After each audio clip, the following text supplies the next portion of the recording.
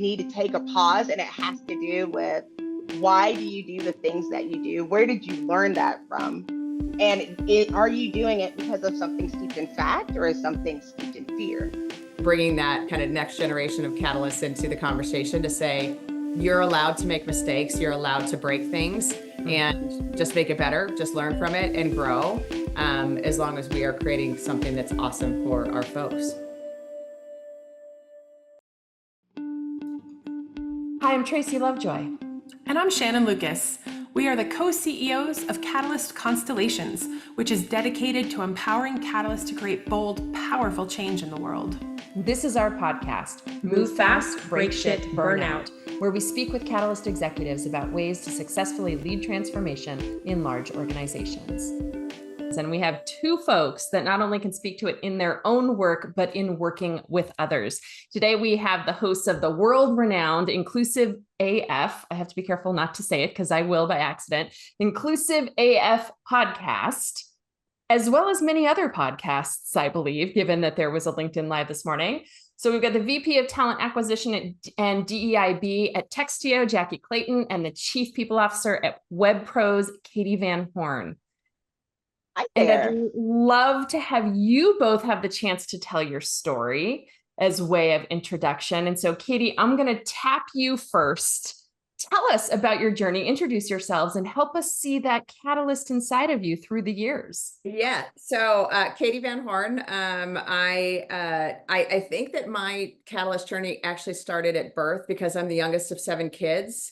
And so, you kind of have to just eat and get food and get heard and all of these things when there's 7 of you. So it was a very early introduction to being a catalyst. But, from a career perspective, I have had the opportunity to take on some really amazing roles and truly break shit. So, I think that's one of the things that it resonates with me so much is being able to go into an organization and just say what's wrong and how do we fix it. So couple of highlights, when I moved into an internal HR role. So I started as a wee baby recruiter on a desk at Adecco, and then moved internally to an organization and was able to take on both a recruiter role and a HR business partner role. It was a combined role. And even that was it was a new concept for Chase. It was a new concept, how do we actually do this? And I don't think I slept for about 2 years because it was, going and just trying to figure everything out. And I was new to HR enough that I was I just don't want to make any mistakes and break the law, do anything like that. The most recent role that I'm in, the WebPros Chief People Officer, we are building basically from the ground up, an HR organization that we want to have that, has the right tools, have the right thing for our team members. And so really it's about not just being a catalyst, but bringing the team along as catalysts as well. I think in HR, all of us have been kind of trained to be slightly robotic and be, very black and white. Everything has to be this certain way. I just mentioned, being a baby HR person and wanting to follow the law. But also you have to operate in the gray and you have to be able to push those boundaries of what can we do and how do we make this employee experience better? How do we just make things better overall for our people? And so it's also, bringing that kind of next generation of catalysts into the conversation to say, you're allowed to make mistakes. You're allowed to break things and just make it better, just learn from it and grow, as long as we are creating something that's awesome for our folks. Yeah, and I'm going to turn it to Jackye. So this isn't really a question, but it's, so Katee, when are you going to become the president of SHRM? When are we ready for HR to take that as their core perspective? Just saying. Yeah, I feel like we have the right person in mind to lead SHRM soon, but he's actually there right now. He might have been on that LinkedIn Live with Jackye this morning, but we're not naming any names, John Baldino, but anytime he's ready. Anytime he's ready. Well, we'll be excited to engage once John's there. But first, All right, Jackye, over to you. Yes. So I think, kind of like Katee, I think I was born into being a catalyst. But as we flash forward to college, part of the catalyst, part of me started when I decided to quit college because I didn't like it. It was just I didn't like it. my dad said, but you like nice things. And I said, I will figure it out. And he was like, okay. And so I had to look at what I had in my quiver in order to get designer clothes when you're 20 years old and your parents say, we're not going to pay for it since you quit college. So just having to figure those things out, but then also knowing that the deck was already stacked against me. So now I don't have a degree. I don't know what I'm doing. And every opportunity I had was built through relationships and getting people to give me an opportunity to do something that I was never qualified for. So it started with technology, and I was a business analyst for technology, and in a desperate attempt of fitting in and being able to have that growth and having the most money that I ever made in my life, I just did whatever they asked me to do. And I didn't know that I wasn't supposed to be able to do any of those things. I just knew that they gave me those things. And I thought since they gave me these tasks, that meant that I should be able to do them, because I didn't know what a business analyst did, but that was my job title. So that included developing training programs, the whole Y2K program for an organization with over 5,000 people, rewriting people's content because we weren't going to be able to afford the book and we had to go do company-wide trainings. Like, I didn't know anything and started doing those things. I took time off to have my children and I stayed home for 4 years, but sold Tupperware, and then decided to go back to work knowing that I had 4 years out of the IT space. And I put my Tupperware sales on my resume, and that became relevant because I got a phone call from Robert Hack after I posted my resume, like on Monster, and their recipe for what they were looking to bring to the table were people who had technology and sales experience to understand how to be a recruiter. So again, I got recruited into another role that I was not qualified for, but had something that people saw as being able to grow. So started doing that. But at that time, this was like in the early 2000s, people had started looking at, especially after like Y2K, we were looking more for technology. We were looking at Web 2.0, didn't have a lot of talent. And people started asking the questions of where can we find talent, which brought a lot of conversation about people from underrepresented groups.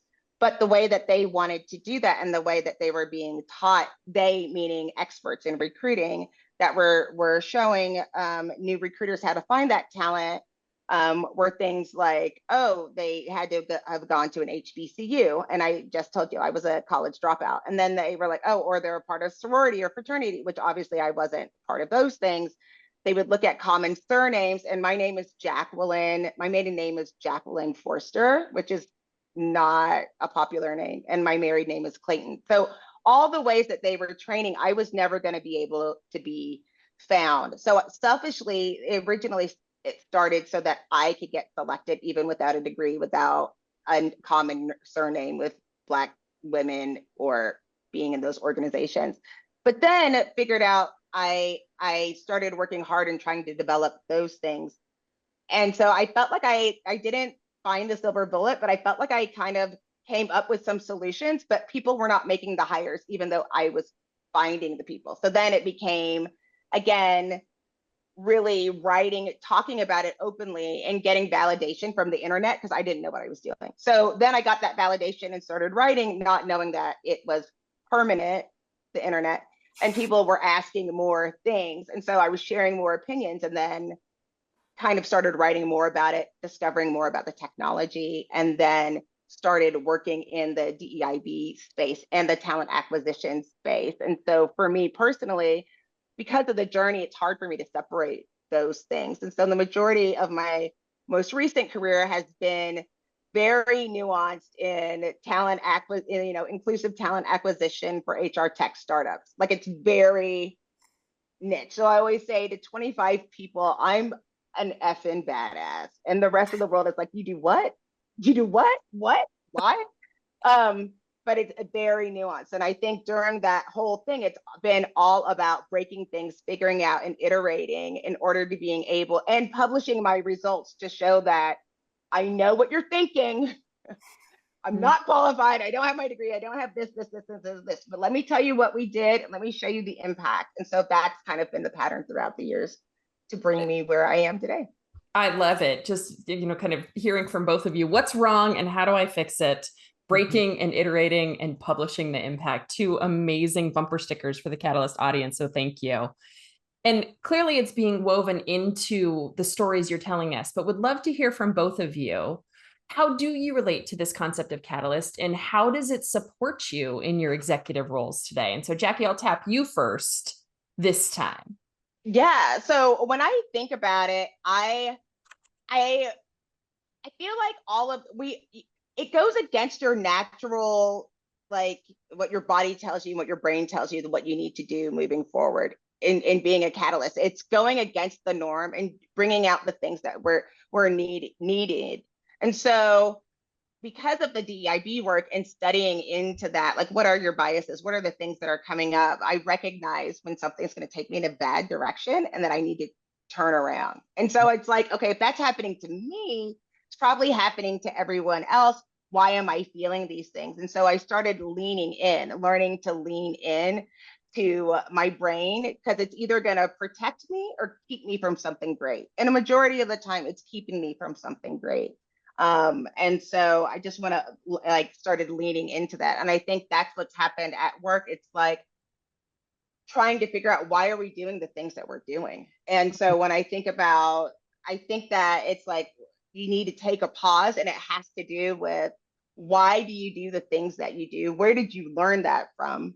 And are you doing it because of something steeped in fact or is something steeped in fear? And I think that's how I kind of look at that, just that catalyst frame of thinking of it. So that's where I kind of lean into that. And it supports you then, it sounds like. It seems implicit in what you're sharing, that this is how you operate.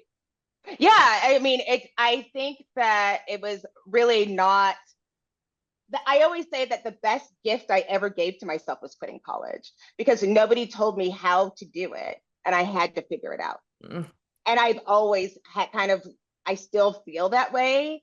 And Katee can tell you, and I'm also just slightly delusional. I'm the one that's be like, I'm gonna climb a mountain, and Katee's the best friend that'll be like, do it. Absolutely, you're gonna do it. You're gonna kill it, and we'll be there when I say, no, I changed my mind. She's like, okay.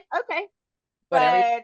But having that support, that I do lean into that. And I'm always looking for opportunities to go against the grain, because I know once I do that, it helps me to stand out, and it helps offer other solutions, because I'm not going to be the only one. I just volunteer as tribute to give it a go. I ain't scared. You already talked about your quiver, so you're good. That's right. Narrow. That's all you need, really. Yeah. So, because the Olympics are coming up, and I've been watching all of the Olympic trials. So amazing. So Katee, how about for you? So I got some really great advice early in my career, and it was, anytime that a project comes up, anytime that there's an opportunity to do something that scares you or that you haven't done before, take it and jump in and learn it. So similar to, what Jackye was sharing earlier, it's, I don't know how to do this, but I'm going to figure it out. And there's Google, and there's, a lot of people around me that I can go, how did you do this? Or how does this work? So for me, the relationship to this whole concept of being a catalyst is taking on anything that I can just to learn and grow. And, I've been in HR for 25 plus years. And I still tell everyone that will listen, Jackye and I talk about this with DEI all the time, that we're still learning, we're still growing. There isn't an end point to learning. And so, for me, that's one of the pieces. And I think the other piece is being able to step back from situations and look at them from a high level and go, yeah, this is what's broken, or this is what we could make better.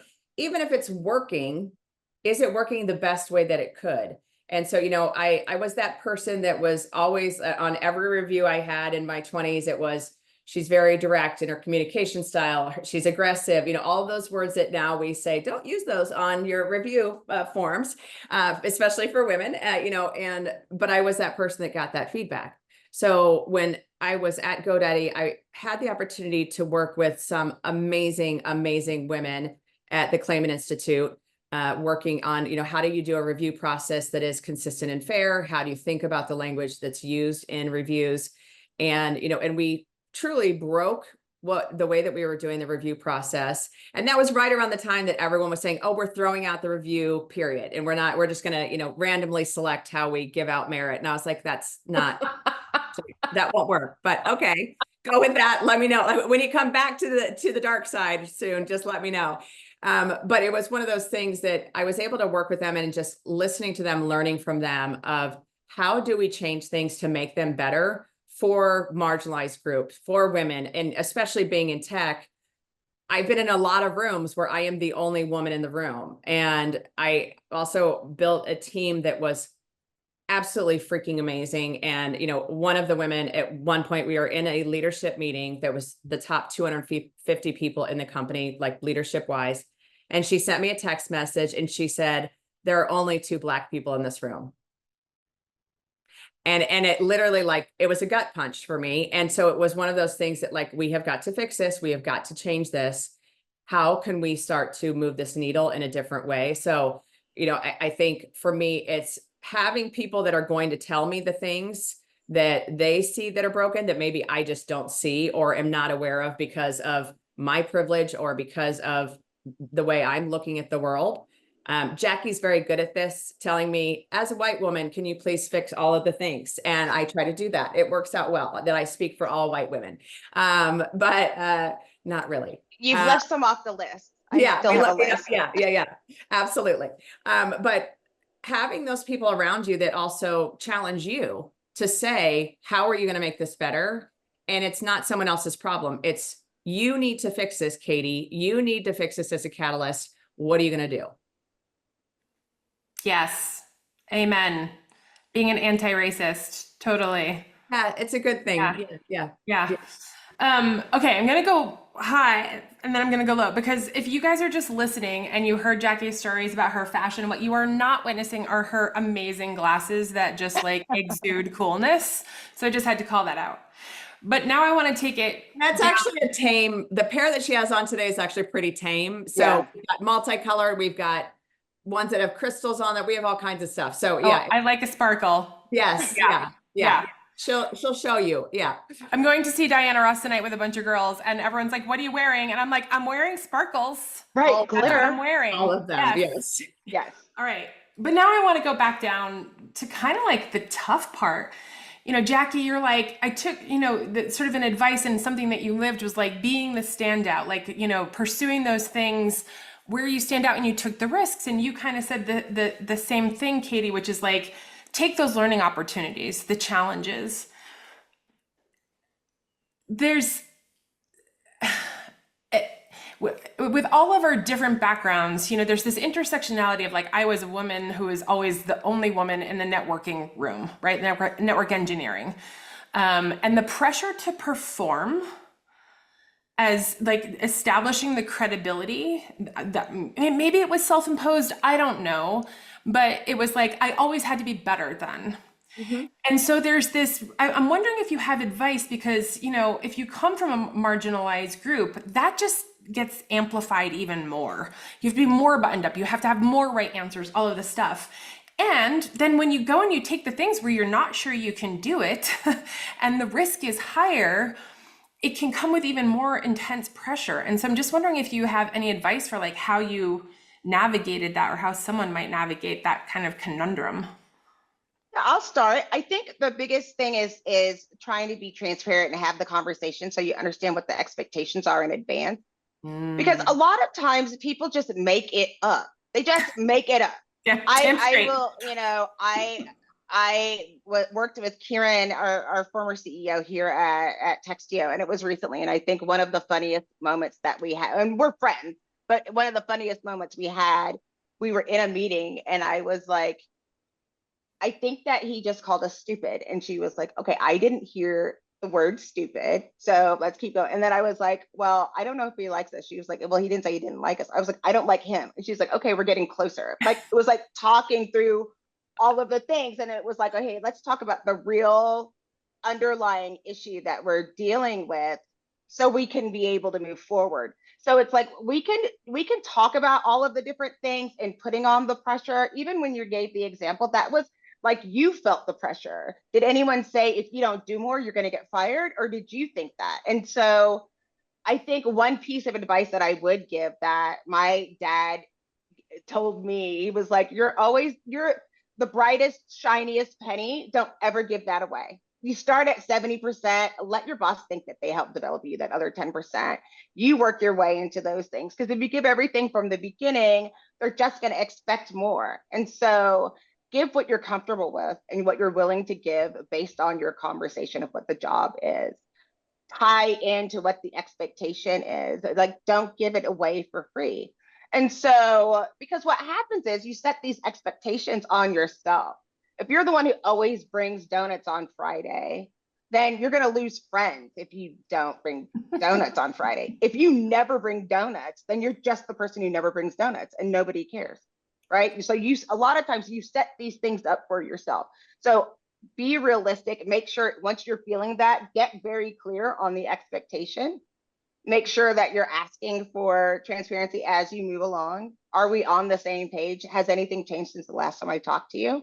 And so I think there's a lot of managing up that you have to do to make sure that you're clear. But I feel like there's generational trauma that's passed on to generations. I'm a Black woman and I'm a Black woman in Texas. You know, there's different things that are happening along with that versus, so this is something that I was told for a long time. I feel a lot of guilt or, you know, we're standing on the shoulders of our ancestors, or I'm complaining because, you know, it's 90 degrees to go get the mail. And, you know, we have all these people that like fought for my right to be able to own this house that lives in this neighborhood. You know, you have those things, but I have to realize like the voice of the ghosts in my head is actually my voice, actually mine.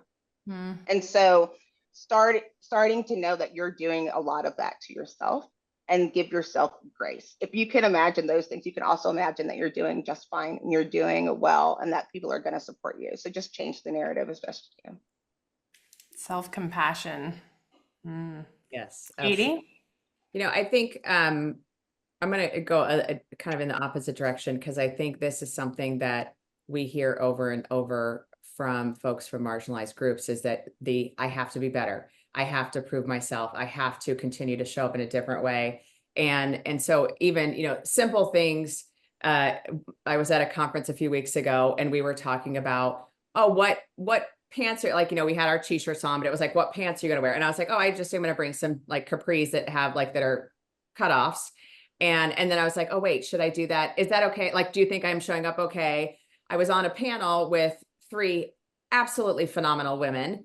And we all like had a conversation ahead of time. Hey, what are we going to wear to make sure that we show up in, you know, in the right way? And then we decided, much to, you know, similar, we're going to wear sparkles. We're going to wear whatever we want. And we all did. Like, we all wore, like, it was like, no one's allowed to wear black. That was the only requirement. We all have to, you know, dress who we are. And I think just even those types of things, which it is, again, I know I'm in a position of privilege to say, do those things, like, you know, whatever that biggest fear is, just go towards it as quickly as you can. But there's also realize the other people in the room are in that same position, especially if they are from marginalized groups. And how can you help them? Because it will come back to you as well. If you can realize, okay, hey, this person's getting questioned more on whatever their decision-making is or whatever they've decided to do, step in and be that ally to them. Step in and say, hey, this is a great idea. Let's now move to the next person, or whatever it might be. And so I think it's recognizing your position in the room, recognizing your position in the company. And, you know, if you're in a lower level position, whatever that, you know, an individual contributor, that type of thing, you can still do those things. You know, it might be in a smaller way or less visible way, but you can help and support the folks that are in that same situation. But I also think it's being able to sit with someone and just say, what do you need? How can I help? What are the things that would be helpful for you in these moments? So, you know, I I try my best to act as an ally as often as I can. And not that I'm naming myself an ally, but that is really my thought is always, how is this being perceived and received by everyone in the room? How does this sound? What are the, are these the right words? And I work with a very global company. So it's also, not just the gender piece, not just the LGBTQ piece, not just, whatever you might want to bring up. It's also regional differences, just the differences in language, the tons of, expressions that we have in the US that you say them other places and they're like, what does that mean? What are those words? So I think it's a lot of things, just recognizing that everyone else is feeling that same way and how can you bring them along, but also recognizing that folks from marginalized groups do in fact have, and we know this from the research, do in fact have to prove themselves over and over and over again in every room and every situation. And how can you help eliminate that? But I will say, prove yourself and do more work are two separate things. 100%. Those are so it's like, yes. Right. So it's like, there's another way of advocating when you're advocating for yourself, learning how to do that. And also you can ask people what they need, but also share what you have. I don't know what you have. So I don't know that this is unfair. Like when I said, when I got all those jobs, I didn't know that that was not a realistic expectation. I just did those things. And so it's like, oh, telling somebody, especially when you have the title and the power of saying, in order for me to do this job, I would need these things. Do you have those things? Who is doing this for you? Do you think you have everything you need to be successful? This is what I would need to give people an example. I think like when you're dealing with finance and budget, this happens a lot where it's like, okay, we're going to give you $5,000 for your budget. And then the person's going absolutely bananas trying to figure out how to go into that budget. And someone will say, oh, just put the rest on the credit card. And you're like, what credit card? I didn't know there was a credit card. Oh yeah, it's only another $1,000. And you had no idea that existed. So make sure that when you're having conversations and you are doing that allyship, you let them know what it looks like, what good looks like, because I don't know what I don't know, to make it easier for someone to say, let them know you don't have everything that you need, because most people just feel like I have everything that I need. I can handle it on my own. It's because they didn't know that these things were even available to them. Jackye, you are sharing a story that literally just happened to me about 3 weeks ago, where I was like, how am I going to get all of these projects done, get all of this work done? My team is so small. What am I going to do? And the CFO was like, just get more headcount. And I was like, right. I can decide that. I have a budget. I can decide how I spend that budget. This is what I'm going to do. And it was like, but it literally did not even occur to me that, yeah, I don't have to work 14,000 hours a day. Right. I can bring in other folks and get other people that are better than, whatever it is, better than I am at it. So it's also, to your point, being that person that says, have you thought about it this way? Or here's what you could do instead, and giving some just help up of, how else can we do this? I think it's interesting. I like that you have the two voices in the room on this, and they're not totally disagreeing, but so Jackye, someone did sit me down and tell me when I was at Microsoft and I was a network engineer, you need to prove yourself more. Literally, those were his words to me.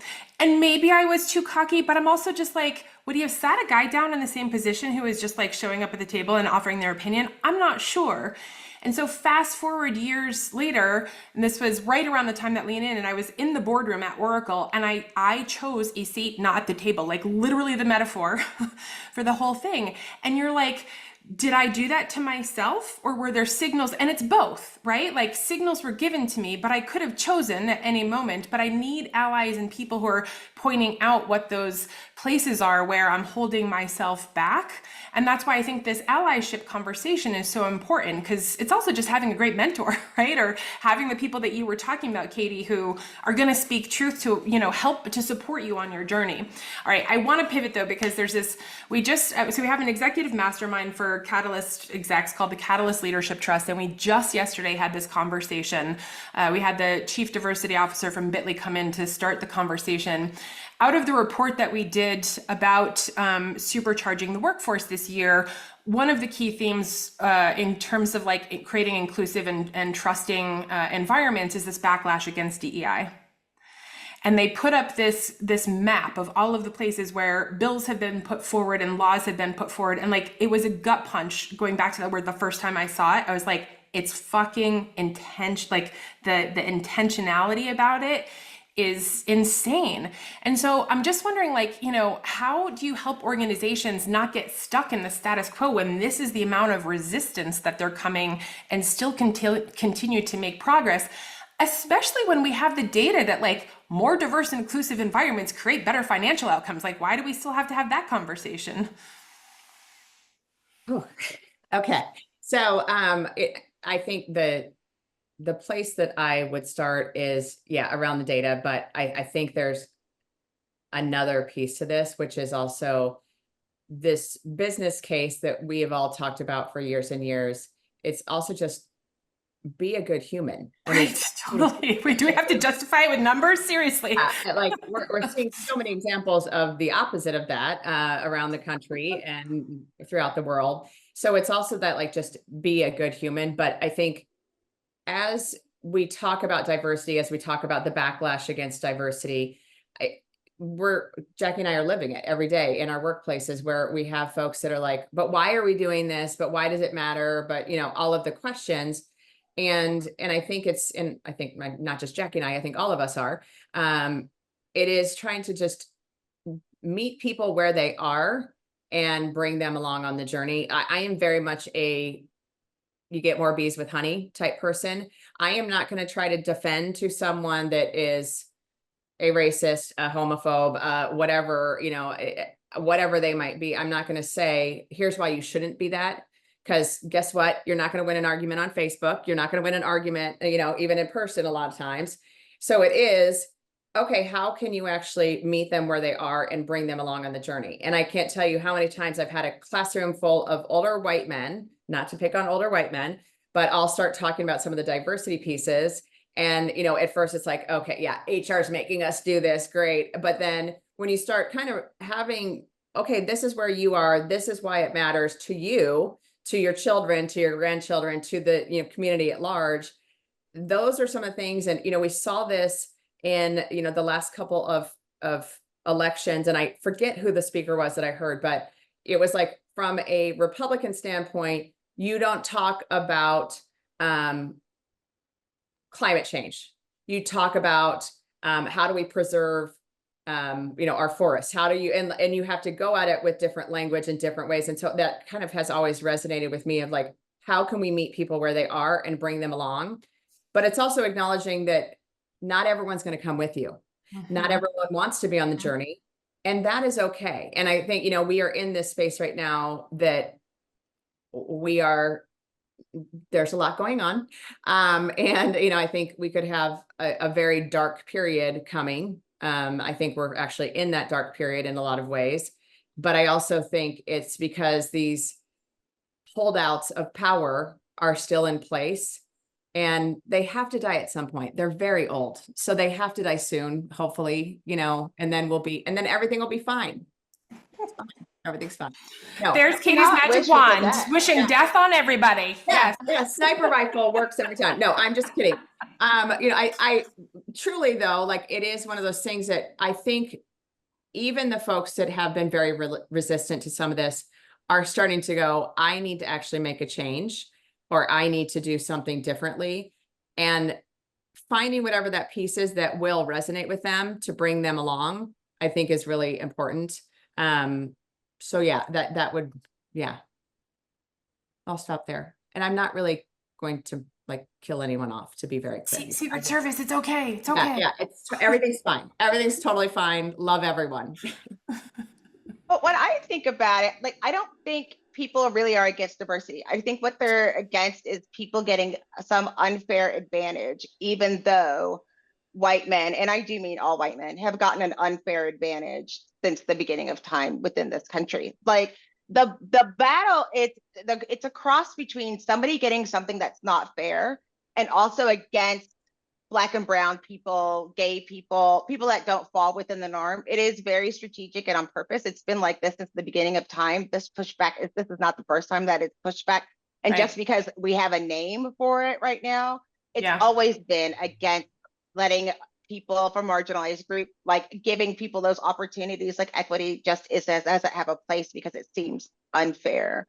Like being fair seems like oppression to people who've gotten things in an unequitable fashion. So when I look at it, it's not, I think one of the things that were funny for me at Textio, another example of our current CEO, we were laughing, our product helps you be more fair and equitable. And someone did ask about us talking about, it's something being steeped in white supremacy. And he goes, well, it's fair and equitable for everyone. Maybe we should change the name or change our tagline. It's like Textio, the product for white people. And he was like, because it's still fair and equitable to everyone, regardless of what your background is. So if it would make you feel better to utilize the product, right? So the truth of the matter is, while this is happening, it's really just a distraction for what's really going on within the organization and giving the people of power another reason to suppress Black people, brown people, gay people, drag people. Don't think that this is something that has to do with actual DEI.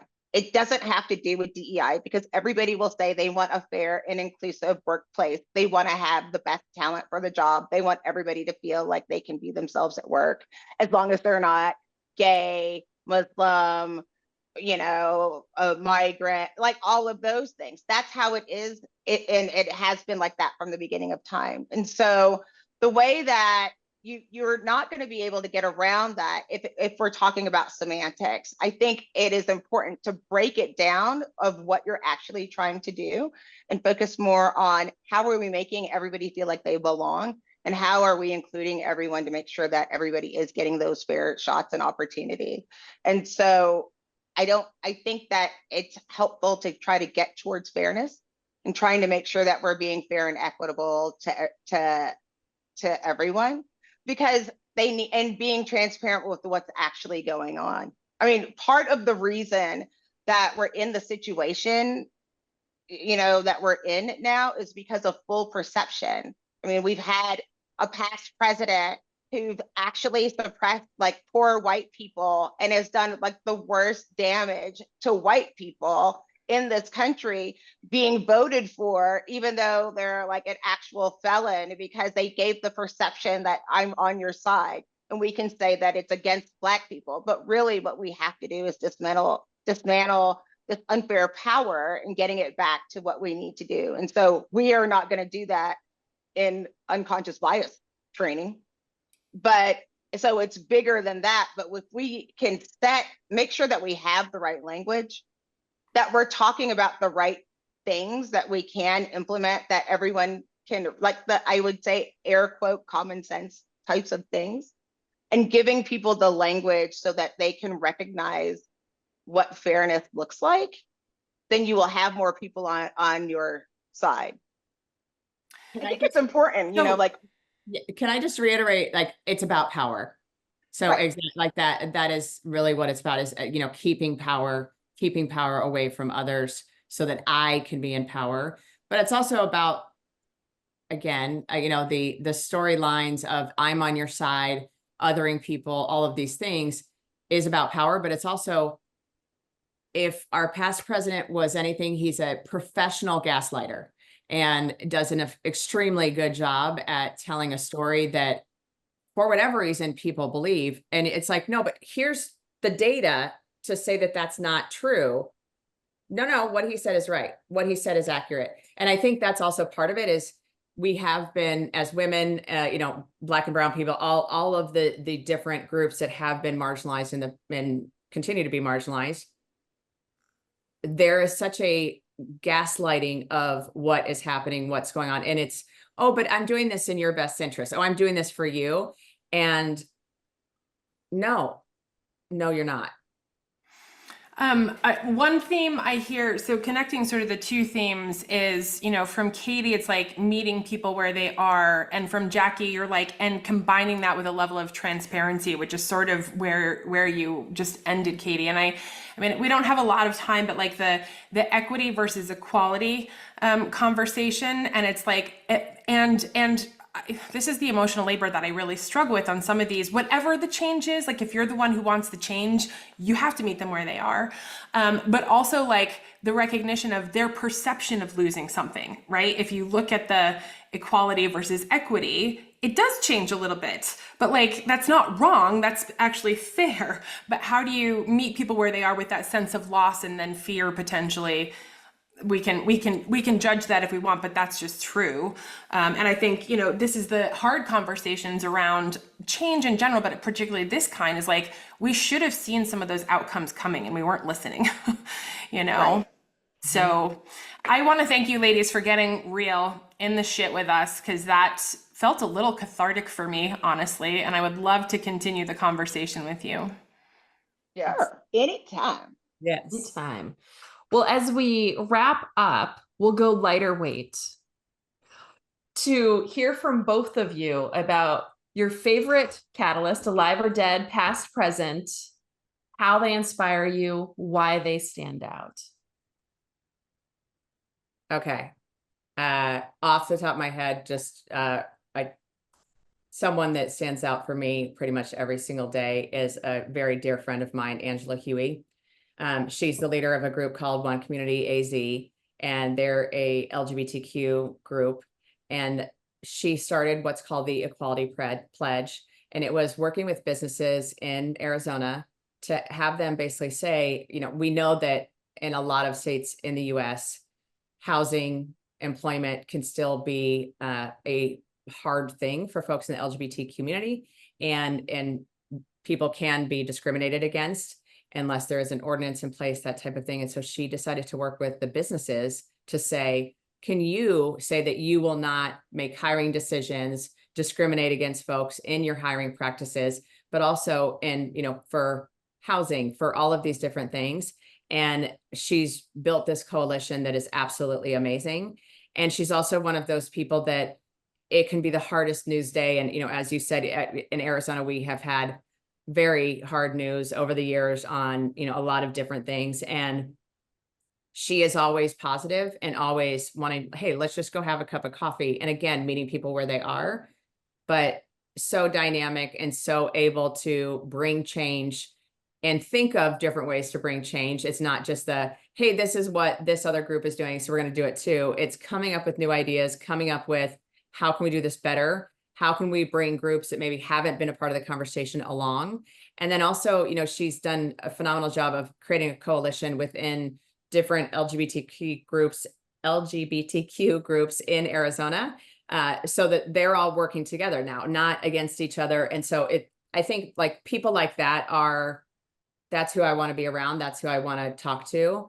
And then I think the other person is a former boss of mine, Kay Wood, who she was that person that said to me, like, I'm not going to tell you how to do the thing. Go figure it out. And it's your path to get to point B might be different than mine. And that is okay, as long as you get to point B. And so, obviously course correction and things like that, but she always was really good about pushing me and telling me to try new things, but also letting me do it my own way, and, letting me stumble sometimes, letting me fall sometimes, but being there to pick me up and go, what did you learn from that? How did you grow from that? And so really, I think she helped to kind of open up that catalyst mindset for me as well. That was good. Amazing. Jackye? I would say I have two as well.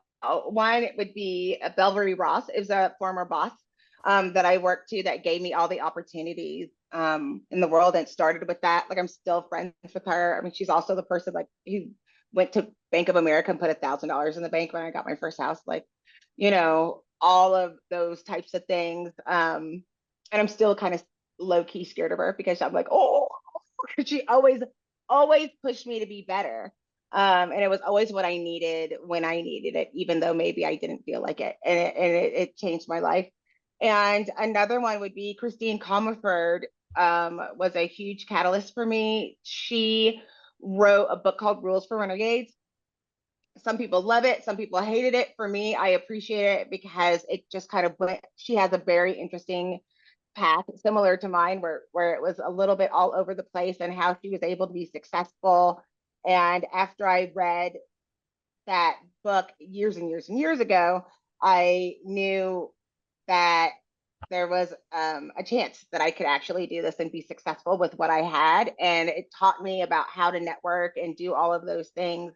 And I will tell you, it was a funny story. I was at a conference, and Katee might remember this. I could not go into the room. She was speaking at a conference and it maxed out. So they didn't have any people, they didn't have any more room for any people to go into the room.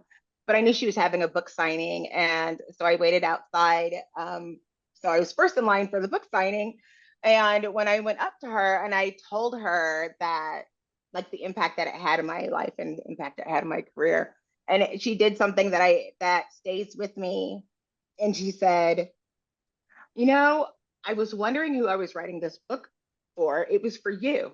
It was for you. And I just lost it because I really, really felt that. And look, Katee wants some Kleenex. Every time. I know. Every time. She cries every time. Yeah, I do Yes. that. I'm good. Both of my co-hosts, I get them crying. Nobody gets them crying like I do. Oh, good job. Good job. It meant so much to me. And I realize now, and I've used that with other people that were like, you know, when people have come up and they've said to me, oh, I've been so excited to see you or whatever this. And I was like, I was wondering who was going to be in the room. I did this for you. And just remember that as you're doing this work, especially you two, when you're going and doing this catalyst work, there is somebody who really, really needs you. And so just keep doing what you're doing. And I appreciate both of you. And you too, Katee. You're all right. I'm a little surprised that I wasn't your catalyst. You're the person, Pastor. Bitch. Yeah. You so girl. I discuss this later, my different friend. kind We will of be catalyst. talking about it later. Yes. Way to bring the mood back up, Katee. Yeah. See, she makes them cry. I give you guys more laughter. Okay. Right back into reality. The tears just suck back into the eyes. Yeah, totally. Thanks. I needed that. Yep. Uh-huh. Katee, Jackye, this has been so much fun, both an honor and incredibly fun. And I love that each time you share an answer, what sounds like it's going to be light and simple, the gems of wisdom that I've been not jotting down that are really formulas for all of us in the world have been incredible. So thank you for sharing with us today. Of course. Thank you for having us. And thank you so much for listening. If you'd like to learn more about how to create bold, powerful change in the world, be sure to check out our book, Move Fast, Break Shit, Burn Out, or go to our website at catalystconstellations.com. And if you enjoyed this episode even a quarter as much as Tracy and I just did, please take 10 seconds to rate it on iTunes, Spotify, Stitcher, or wherever you listen to your podcasts. And of course, as we were just talking about, if you have other catalysts in your life, send this their way so that they can benefit as well. Thanks again.